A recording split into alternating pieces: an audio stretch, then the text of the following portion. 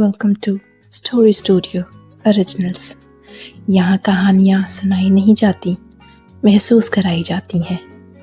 और आज की कहानी है मोहल्ले का प्यार। मोहल्ले का प्यार शहरों के कैफ़ेज़ जैसा चमकदार नहीं होता।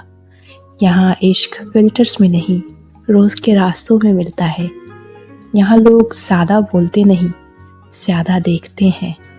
और जब देखते देखते दिल किसी से लग जाता है ना, तो पूरा मोहल्ला सबसे पहले जान लेता है। मोहल्ले का प्यार कोई अनाउंसमेंट नहीं देता, वो बस एक आदत बन जाता है। रोज़ उसी वक्त, उसी जगह, उसी चेहरे का इंतज़ार।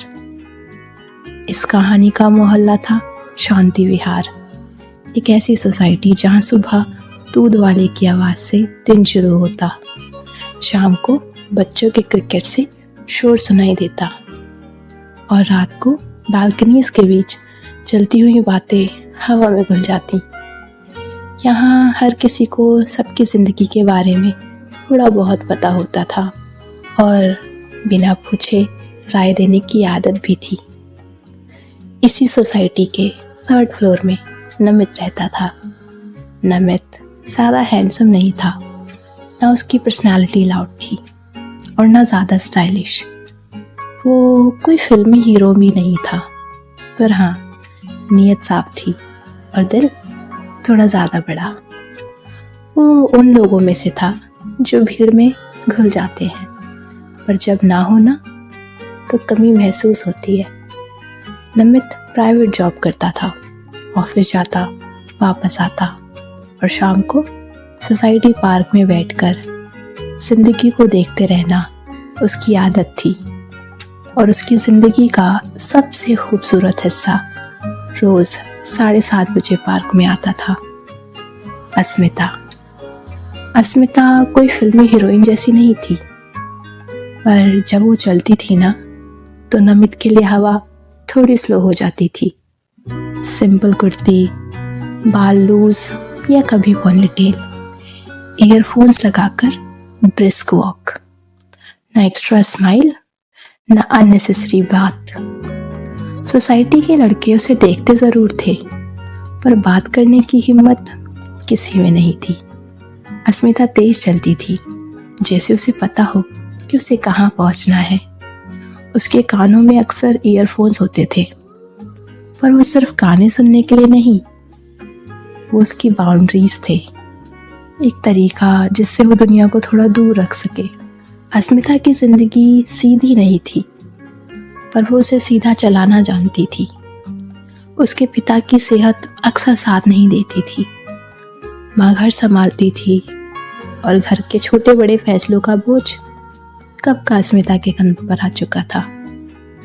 वो अपनी फैमिली के लिए सिर्फ बेटी नहीं थी, वो सहारा थी। उसकी बात सुनी जाती थी, उसकी समझ पर भरोसा किया जाता था।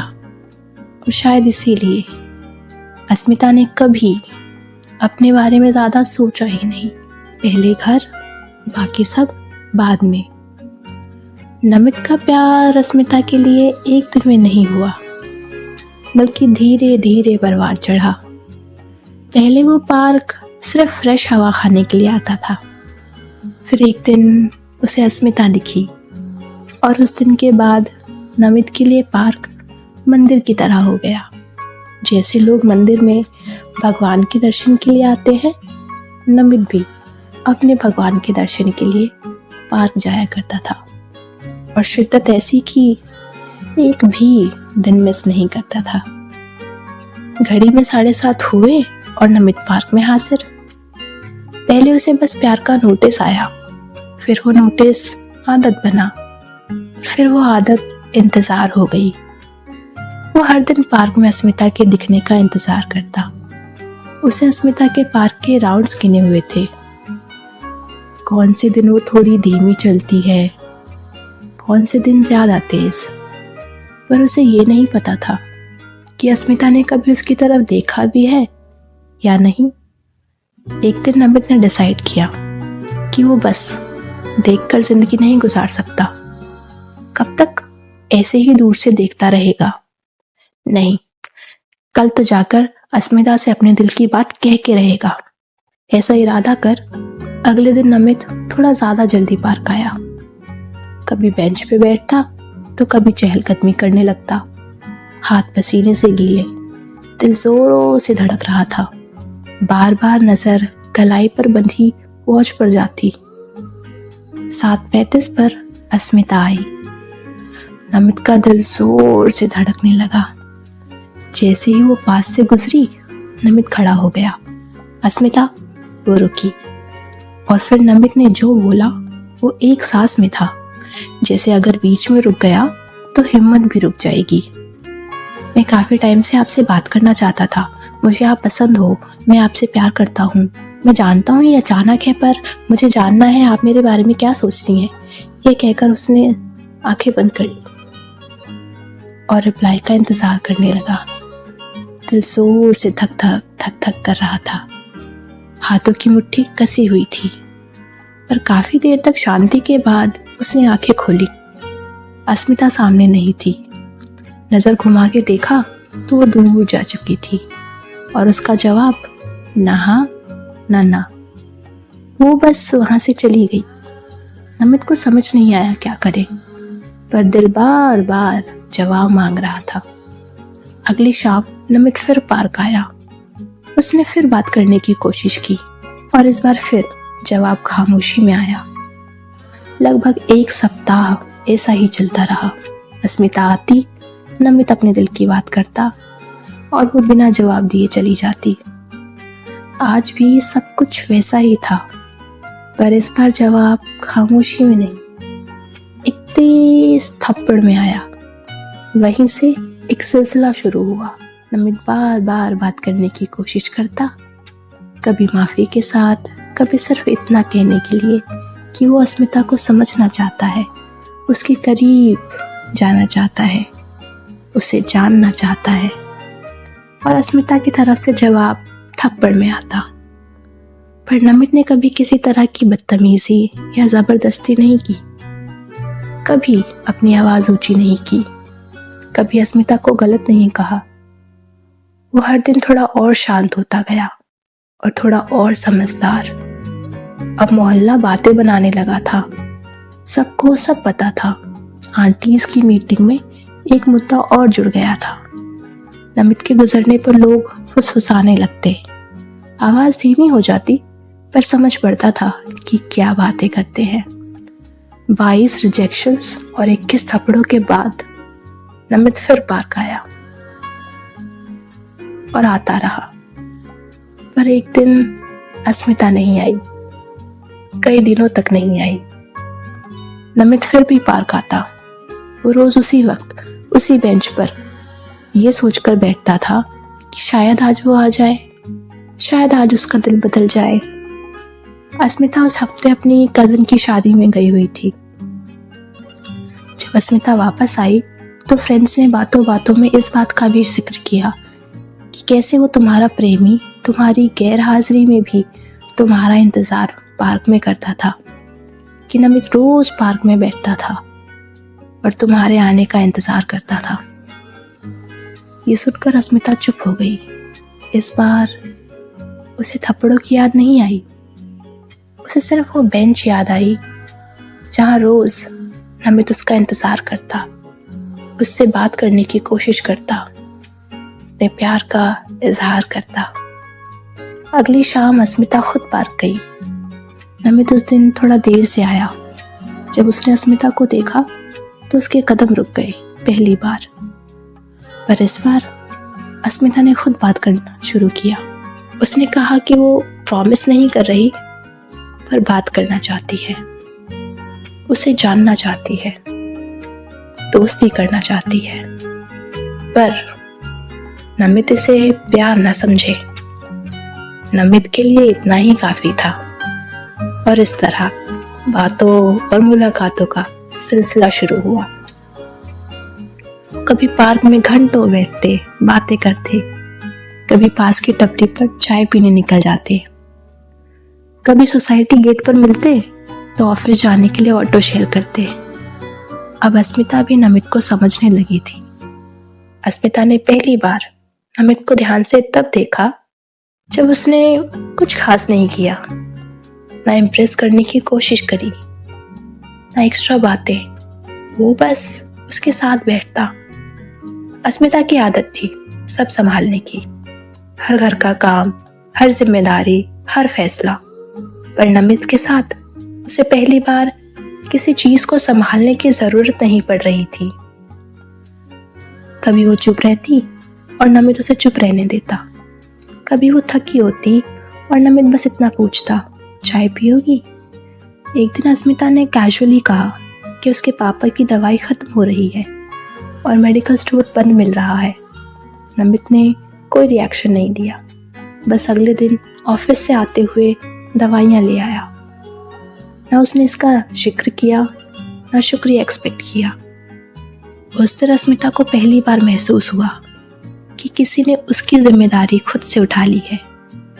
वो हमेशा सबका ख्याल रखने वाली लड़की थी, पर नमित के साथ पहली बार उसका ख्याल रखा जा रहा था। धीरे धीरे अस्मिता को समझ आने लगा कि नमित उससे प्यार जताने के लिए ये सब नहीं कर रहा, वो बस उसका ख्याल रख रहा है, एक आदत की तरह। और शायद इसीलिए अस्मिता को नमित पसंद आने लगा। अब नमित अस्मिता और करीब आने लगे थे, इतने कि अकेले में भी अस्मिता उसके बारे में सोचने लगी थी। एक दिन शनिवार की शाम अस्मिता बालकनी में बैठी किताब पढ़ रही थी। तभी फोन की घंटी बजी। अस्मिता की माँ ने आकर फोन उठाया और बात करती हुई किचन में चली गई। थोड़ी देर बाद अस्मिता की माँ बड़ी खुशी में बाहर आई और उसके पिता को बाहर बुलाने लगी। आवाज़ सुनकर जब पिता बाहर आए तो उसकी माँ ने खुश होते हुए कहा, अपनी अस्मिता के लिए रिश्ता आया है। याद है हम शादी में गए थे, वहाँ किसी को अस्मिता भाग गई और उन्होंने अपने लड़के के लिए हमारी अस्मिता का हाथ मांगा है। लड़का इंजीनियर है, वेल सेटल है। शादी की बात सुनकर अस्मिता चुप हो गई। उसके चेहरे पर कोई खुशी नहीं थी, पर एक सवाल था, एक चेहरे के साथ, कि वो चाहती क्या है और इस पल वो नमित के बारे में क्यों सोच रही है। क्योंकि जो रिश्ता आया है वो उसके पेरेंट्स को बहुत पसंद है। लड़का इंजीनियर है, अच्छा कमाता है, उसे बहुत खुश रखेगा। और नमित, वो तो सिर्फ दोस्त है ना। सवाल सिर्फ ये नहीं था कि वो चाहती क्या है, कि आज तक उसने सिर्फ दूसरों के बारे में सोचा है। क्या वो खुद के लिए खड़ी हो सकती है? कहीं ऐसा करना उसके पेरेंट्स को दुख तो नहीं देगा ना। पर जिंदगी में पहली बार उसे कोई मिला है जो उसे समझता है बिना कुछ कहे। तो क्या खुद को और नमित को एक मौका देना सही है? उसे पता था कि नमित उसे पसंद करता है, तो क्या वो भी नमित को पसंद करने लगी है? क्या ये सफर जो दोस्ती से शुरू हुआ था अब प्यार की सीढ़ी चढ़ने लगा है? उसने कभी नमित के बारे में इस तरह सोचा ही नहीं, कभी जरूरत ही महसूस नहीं हुई। पर जब उसे लगा कि शायद वो नमित से ना मिल पाए, तो उसे ये एहसास हो रहा है कि नमित उसके लिए सिर्फ दोस्त नहीं है, उससे कहीं ज्यादा है। इस बार अस्मिता चुप नहीं रही। उसने अपने पेरेंट्स से सब सच कह दिया कि वो किसी को पसंद करती है और उसे थोड़ा और वक्त चाहिए। उसकी आवाज में न जिद थी न डर, सिर्फ क्लैरिटी थी। उसके पेरेंट्स ने भी उसे एक समझदार लड़की की तरह सुना, क्योंकि ऐसा पहली बार हुआ था कि अस्मिता खुद के लिए कुछ करना चाहती थी। उसने कभी सिर्फ अपने बारे में सोचा ही नहीं था, और उसे ऐसा करते देख उसके पेरेंट्स खुश थे। कुछ दिन बाद अस्मिता पार्क में नमित के पास आई। दोनों उसी बेंच पर बैठे। नमित ने उसे बताया कि कैसे जब वो नहीं आई तो वो उसके आने का इंतजार कर रहा था। उसके बिना ये पार्क इतना खूबसूरत नहीं लगता जितना उसके होने से लगता है। क्या हम दोस्ती से आगे बढ़ सकते हैं, डेट कर सकते हैं? अस्मिता ने झिझकते हुए कहा। नमित के कानों में ये शब्द किसी संगीत की तरह गूंज रहे थे। नमित ने उसे गले नहीं लगाया, पर उसकी आंखों में देखकर बस इतना बोला, अच्छा है, हम मिलने के लिए चाय का बहाना नहीं बनाना पड़ेगा। अस्मिता हंसी। और उसकी हंसी पार्क में गूंज गई, आसपास के लोगों का ध्यान खींचती हुई। आज भी नमित और अस्मिता पार्क आते हैं, साथ बैठते हैं घंटों, एक दूसरे का इंतजार करते हैं। मोहल्ले को लगता है शायद शादी भी हो जाए, पर अभी तो वो एक दूसरे को समझ रहे हैं, संभाल रहे हैं। मोहल्ले का प्यार जल्दी में नहीं होता, वो वक्त लेता है और भरोसा भी। पर जब मिल जाता है ना, तो ज़्यादा शोर नहीं करता, बस जिंदगी का हिस्सा बन जाता है। ये कहानी इतनी सी। फिर मिलते हैं किसी नई कहानी, किसी नए किस्से के साथ। तब तक खुश रहिए और सुनते रहिए स्टोरी स्टूडियो ओरिजिनल्स, कहानियाँ जो दिल छू जाए।